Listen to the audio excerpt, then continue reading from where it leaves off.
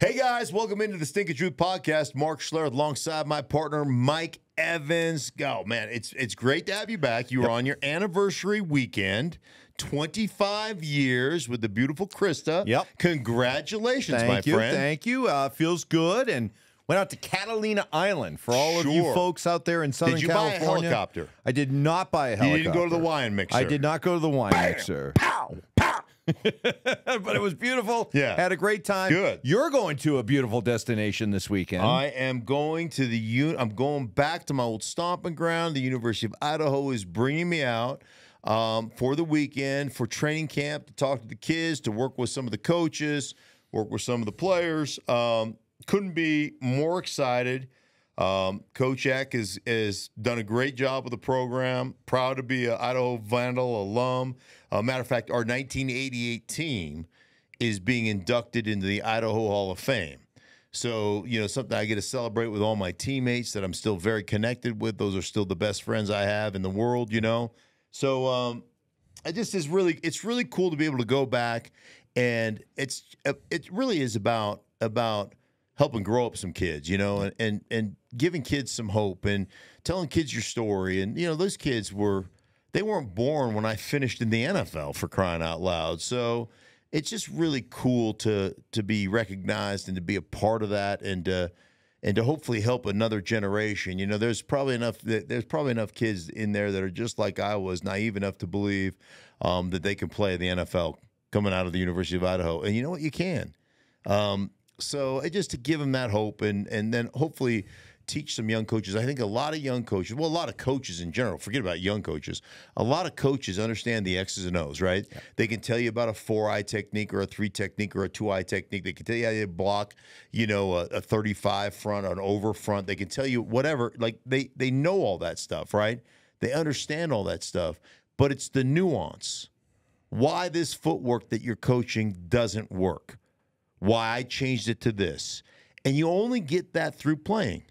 You only know, like I always say, hey, you only know what you don't like from getting your ass kicked in a game. And you're like, that doesn't work. And so that's, what you hope to go and impart and try to grow up some players, especially on the offensive line. That's where I'll be, the majority of my time will be focused. Yeah, how to handle challenges, how to handle adversity. And, boy, the Minnesota Vikings are now dealing with that. A killer. Just a killer.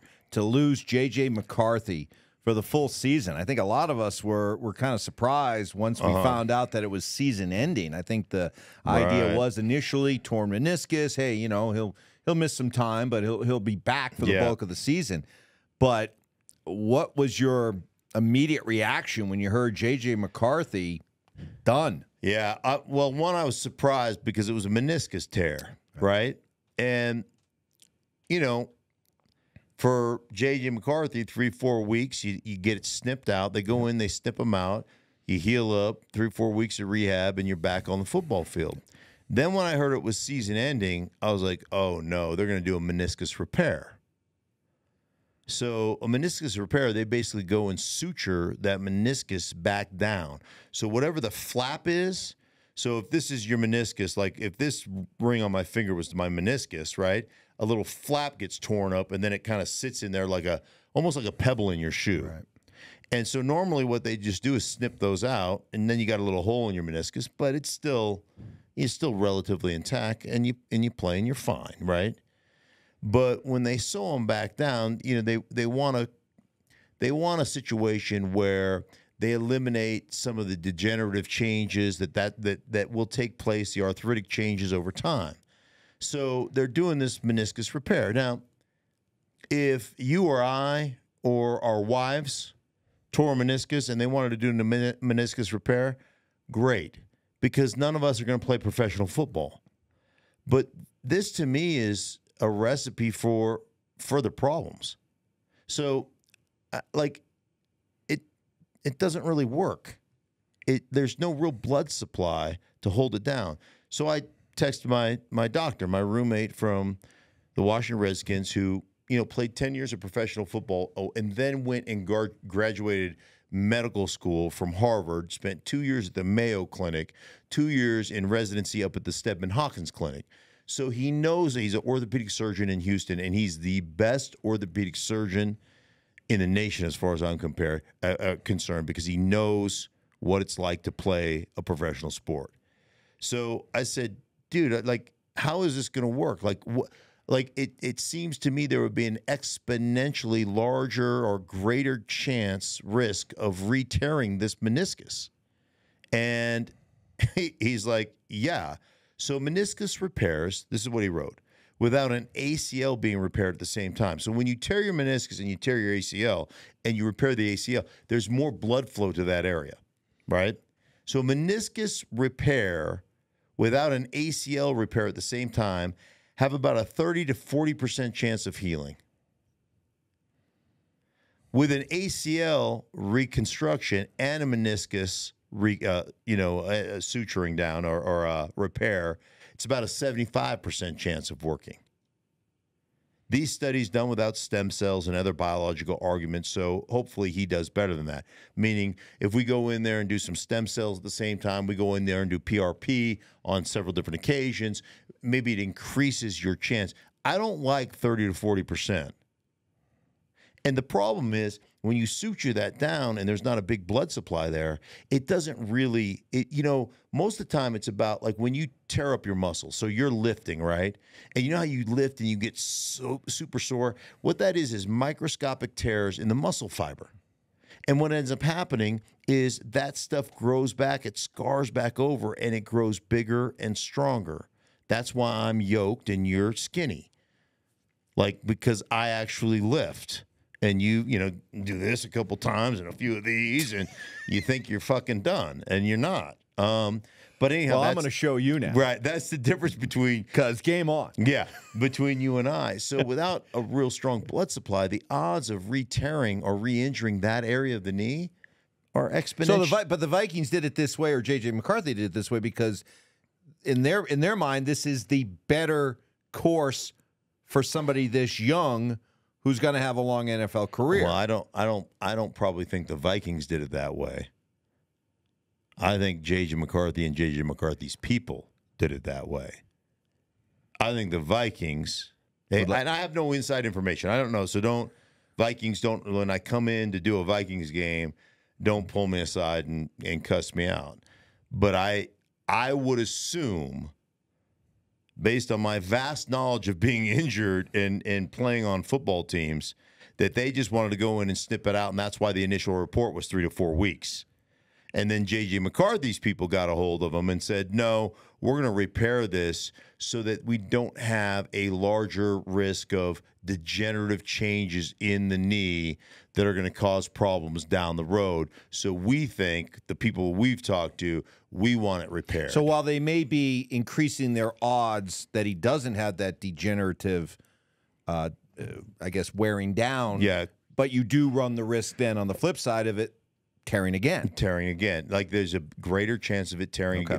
That's the doctors I reached out to, and that's my knowledge and history of what those surgeries. Now, again, like Dr. Attic said, that doesn't take into consideration the biologics and the stem cells and different things they can do now that they couldn't do when I was playing. That didn't exist. So hopefully for JJ, it's a process that he heals well and he does all that stuff. But I'm just saying, as a professional athlete, you put yourself under a lot of duress, and that's one that I just question. We'll see. I hope for the best for him, but I just kind of went, ugh, really? That's what they're going to do? Okay, well, whatever. What do the Vikings do now? You like Sam Darnold. You like Sam Darnold right from the start. Yeah. Would you? It's the guy that I wanted them to sign here. Yes, in Denver. In Denver. Do you feel, or what would your confidence level be if Sam Darnold is the guy in Minnesota for a full year? My confidence level will be high. They got 2 bookend offensive tackles. They're a good group up front. I think their running game is okay. They've got the best wide receiver in all of football in Jefferson. The tight end that injured his ACL last year, Hawkinson, I don't know when he'll be back at full strength, but he should be back at some point in full strength. Like, they're a really good offensive football team, and I think Kevin O'Donnell does a great job of putting them in positions to win. The attention to detail is great there. And Sam Darnold is a guy that really was a very high-value, high-talent guy, drafted 3rd overall to the Jets, that went to 2 places that really basically kicked him in the nuts. They like you go to the Jets. I mean, come on, the Jets are that's dysfunction over dysfunction. We'll get to the latest example, by the way, in just a second here. Well, the coordinator at the time, I believe, was Jeremy Bates, who was a Peyton Manning kind of quote-unquote disciple. And you know, he runs into the Jets trying to run the Peyton Manning offense. That's what they're running. And, you know, as Kyle Shanahan told me in a meeting just 5 months ago, there's one person in the history of football that can run the Peyton Manning offense. It's Peyton Manning. He ran that offense because that's what he did. Like, and then you're going to go, okay, here's a rookie out of USC who I'm sure he left a year early or whatever, you know, and you know, people fell in love with him because he threw the ball well in the rain. You remember that? He had his hat on backwards. This is what we're going to ask you to do. And then he gets traded to the Carolina Panthers when Matt Rule comes over, and Matt Rule, you know, implements this collegiate offense and defense that are just like, you know, it befuddles me. And so Kyle was telling me the first time he's ever actually been in a progression-based offense was when everybody got fired there, and Ben McAdoo became the de facto offensive coordinator. And actually, so the last 6-8 weeks of that season, under Steve Wilkinson was the head coach, right? And then Ben McAdoo was the coordinator. Like, that was the first time he was, like, exposed. Hey, here's actually how NFL offenses work and run. And so, I mean, they raved about him in San Francisco, just about his attention to detail, the way he picked up on things, the way he worked. And so he was a guy that I talked to a bunch at the end of last season that felt like going through the school of hard knocks and getting kicked around a little bit and then learning how it's actually supposed to be done. And that kind of epiphany moment when you see and you're like, oh, shit, this is how professional football actually works. This is what it's like when you have a coaching staff that knows what they're doing. This is how you set plays up. This is how you don't just run plays for the sake of running plays, but you're running an offense. You're building blocks. You're setting things up. You're creating your run game marries perfectly to your passing game, your play action game. Like, oh my God, I didn't realize that this is what professional football was. Like, he was exposed after 4 years to professional football. And so I think he'll be good. All right, so your message directly to Viking fans, look them right in the eye. Can Sam Darnold lead your team to the playoffs? I think Sam Darnold can absolutely lead your team to the playoffs. He's tough. He's got unbelievable skill set, and now he's had 1 year of training in a real NFL offense, and he's going to another year this year with Kevin O'Connell and that staff that I think are phenomenal. So, now, yes. That has not stopped, of course, the rumor mill from starting to churn out possible names that the Vikings might pursue. Mm-hmm. From Trey Lance, Zach Wilson, to Kirk Cousins. Oh, because the Penix thing, right? To Tom Brady. And, you know, the Brady one is fascinating to me because Tom, despite jet setting and going to the Olympics and all that kind of stuff, continues to post videos of him working out and continues to drop hints that, hey, if the right situation came along, he'd be open to coming back to play. Let me ask you a question right off the bat. Okay, this is the first thing that pops into my mind. Tom Brady. Do we really need to make a bunch of videos, shirtless videos? Like, see, the first thing is I ask myself, do we need shirtless videos? And then I think manscaping, well shorn down there. Got to be, right? He's got to be manscaping. Absolutely. There is not one stitch of hair to be found. There's nothing bushy on his body. No, that's exactly nothing. What I thought. Nothing. Nothing. No. Nothing. Not any indication that you've passed puberty.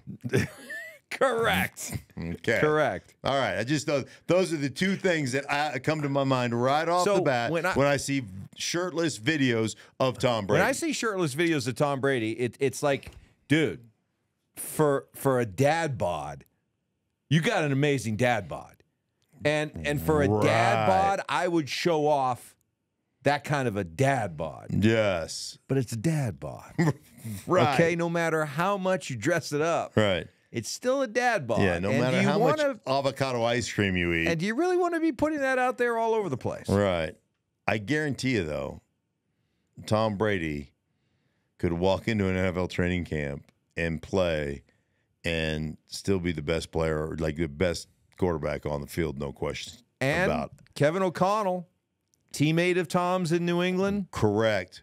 Was a coach there in New England, teammate of Tom's in New England. I think he coached in New England too. Did he coach in New England? I don't think. I think he spent a year, maybe, like interning or something there. But yeah, it was one of those things. Like right from the get-go, you understood he wasn't going to be an NFL quarterback for very long. It's like the backup, and coaching was in his future. Right. It's one of their backups is Nick Mullins. Nick Mullins doesn't need a lot of reps. Right. Nick Mullins is going to make a fine coach someday. Right. Meaning he's really smart. He's great on grease board. Right. You know, and he's actually really good at orchestrating the offense. He just doesn't have necessarily the prototypical, skill set that you would like from a professional quarterback. So, but he's going to be a fine coach one day, which means you're a marginal player. Sorry, Nick. I love Nick. Nick's a great guy. But that's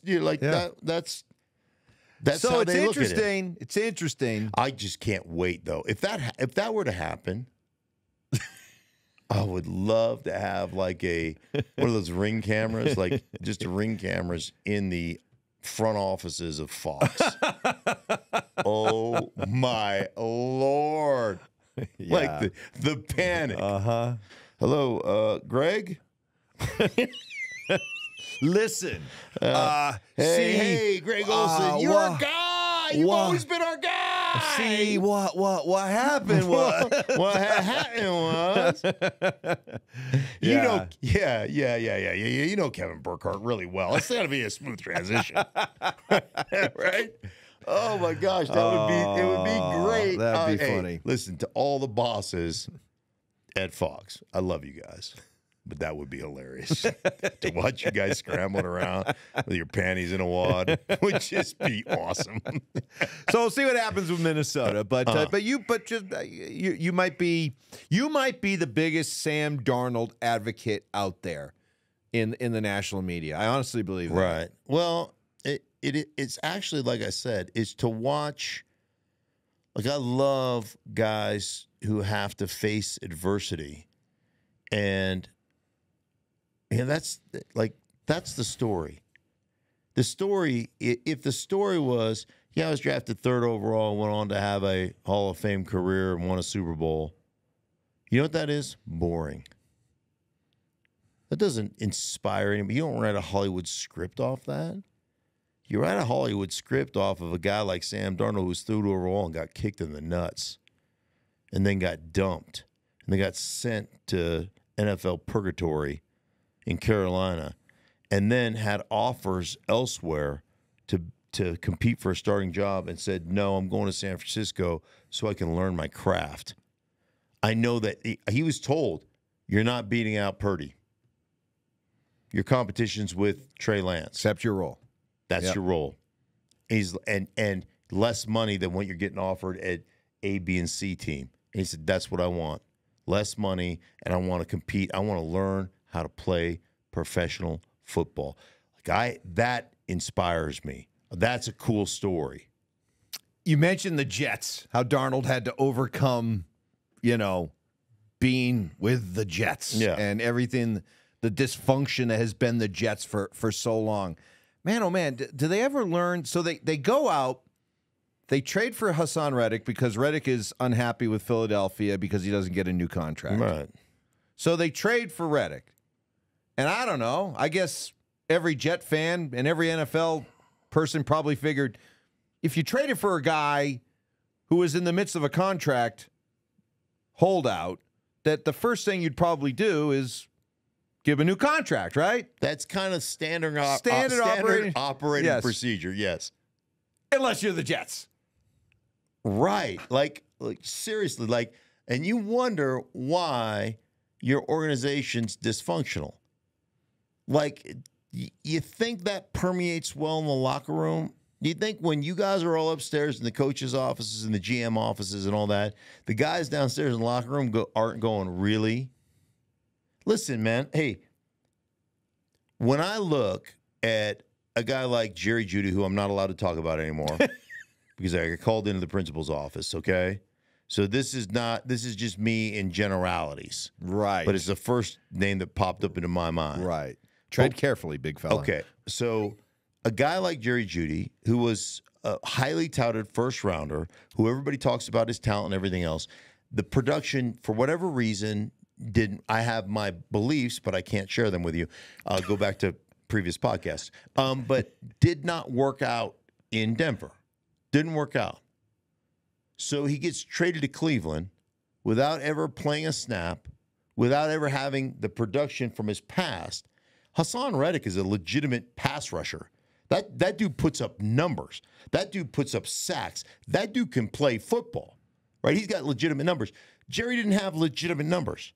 And he had, injury issues and other things that led to him not having legitimate numbers. But the talent and that's all there. And so Cleveland trades for him and then gives him a bag. Why? Because when you make that trade, part of the foregone conclusion, the standard operating procedure is we are going to reward you from this trade with a new contract. And the Jets said, "Oh, no, we're not going to give you a new contract. That's not what we do." No. So now he's asking for a trade from the Jets. Like, it is, to me, again, those are the things that end up spiraling out of control within your locker room that permeates player to player. We're so much more connected as players today, with Instagram and X and everything else, and everybody has each other's phone numbers, and we all trade jerseys now. We're so much more connected. You don't think people go, "Oh, what is going on?" You don't think the other guys in the league go, "Dude, I wouldn't make a deal with the Jets." Like, that's bogus. It's Bush League. And again, there are certain things that happen that I know that sometimes fans don't like them and everything else. Like, the fans will look at this like, "Yeah, he's got to go earn it. He's got to prove to us. I don't care what he did in Philly. I don't care what he did in Arizona. He's got to prove to us that he's a Jet. And until he does that, I don't think you should give him any more money." Well, you know what? That's great. You don't you're not writing the checks. And when you do it that way, everybody in the locker room and everybody around the league goes, "Oh, it's the Jets." Well, does that also then now extend to Jerry Jones and the Cowboys? So Dak Prescott is saying that, he believes that, quote, good things are happening when it comes to a new contract in Dallas. But based on what you're hearing, is it getting to this point now where Jerry Jones has to start proving to people that he's willing to pay people? Well, it's interesting because, there was a bunch of articles that flew around yesterday about Mike Greenberg from Get Up, ESPN's Get Up, a guy that I worked with for 16 years at ESPN, doing Mike and Mike in the Morning, saying that, Jerry Jones is cheap or operates that way. And there's confirmation from other players that players think that they don't want to go to Dallas because of that. And I, whether that's true or false, I don't know, but the narrative's out there, right? I mean, I didn't make that up. I mean, that's stuff you've read. And I almost feel like Dak is the first domino. Like, they can't really commit to CeeDee Lamb until they know what they're paying Dak Prescott. And then they can get after CeeDee Lamb's contract. And did Micah Parsons get a new contract or did he not get a new contract? Because that was another one.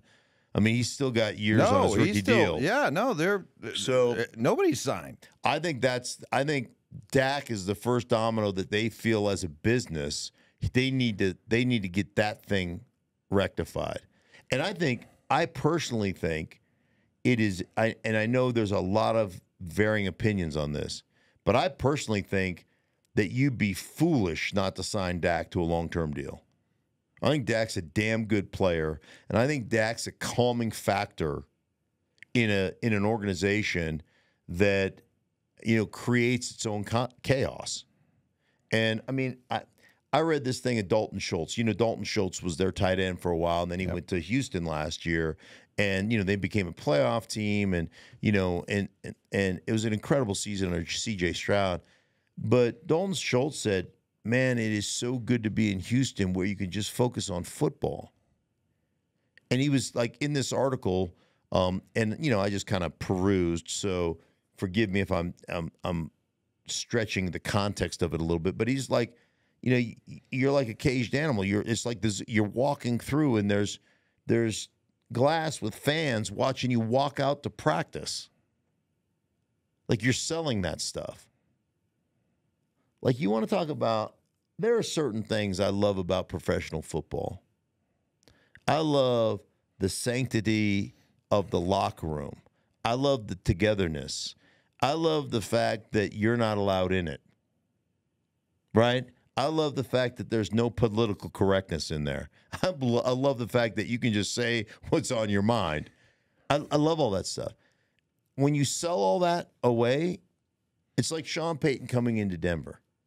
The first thing, you probably remember this, the first thing that Sean Payton did is he walked downstairs to the cafeteria, and there were a bunch of non-essential employees from the business offices eating down there with clients.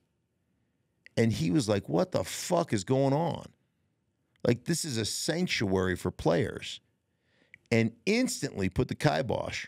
He's like, hey, business folks, love you. Pack a sack lunch. You're not allowed in our dining facility. Like, no. You're not coming down here with clients so that players have to watch what they say. That's how it's got to be. And yet in Dallas, everything is a circus because everything is sold. And, there's part of me that just feels like, hey, you've sold out to everything. It means you've sold your soul to not winning.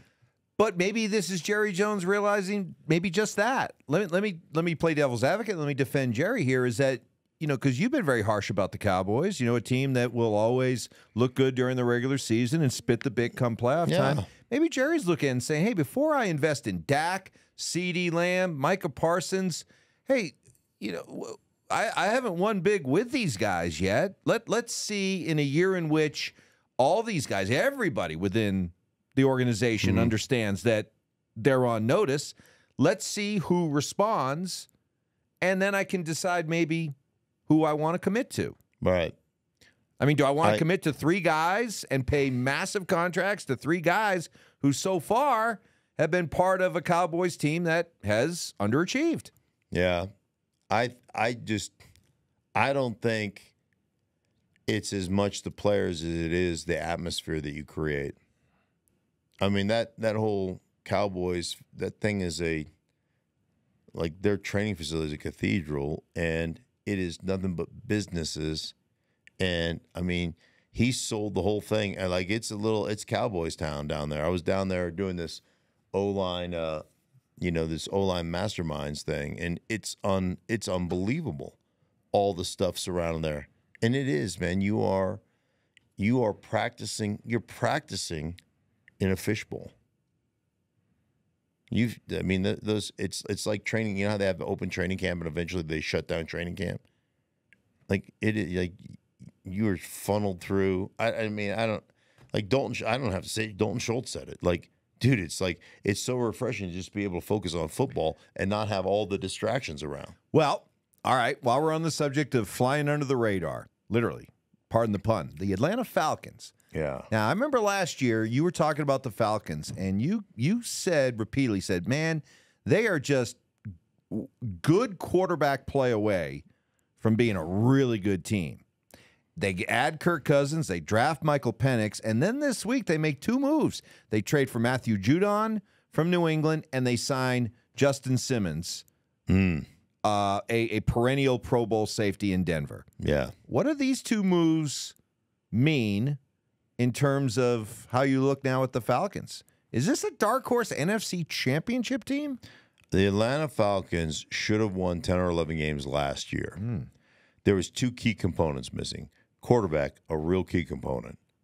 And, you know, they had Des Ridder and Taylor Heineke. And it just is like they didn't have a legit NFL. They had 2 backups. They were fighting over who's going to play with 2 backups. And like both guys, love both guys, but they're just not ready for prime time. Okay? It is what it is. It is.